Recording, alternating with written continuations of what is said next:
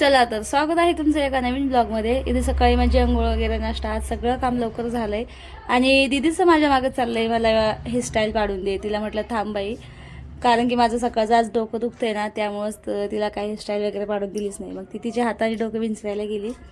मी दळण केलं होतं काल, तर त्याच्यामध्ये ना असं बारीक भुगा निघलाय. तर याची इतकी छान लापसी बनते ना, तर मला ती बनवायची आहे. पण सध्या तर काही नाही बनवली मी. तर जेव्हा मी बनीन ना तेव्हा तुम्हाला नक्कीच दाखवीन व्हिडिओमध्ये. खूप छान बनते बरं कायची लापसी. आणि तुम्ही कधी खाल्ली आहे का मला नक्कीच सांगा, कारण की खायला बी खूप छान लागते.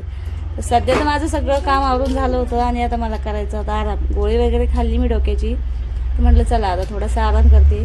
त्याच्यामध्ये दादूचं चाललं होतं खाली झोपते का मम्मी, खाली काहीतरी आथरून टाक. म्हटलं नको बाबा, फरशीवर थंडगार लागतं. सध्या खरं इतकं गरम होतंय ना, तर फरशी एकदम थंडीगार लागते. असं म्हणजे पुसून घेतलं ना तिला तर एकदम थंडी पडते फरशी. तर त्यामुळे म्हटलं खाली आथरून वगैरे काहीच नको, आता मला करायचा होता आराम. आणि त्याच्यामध्ये मी मुलं घरी असले की असा आरडावरडा चालू असतोय त्यांचा, दीदी आणि दादूचा, यांच्या दोघांचाच आरडा असतोय.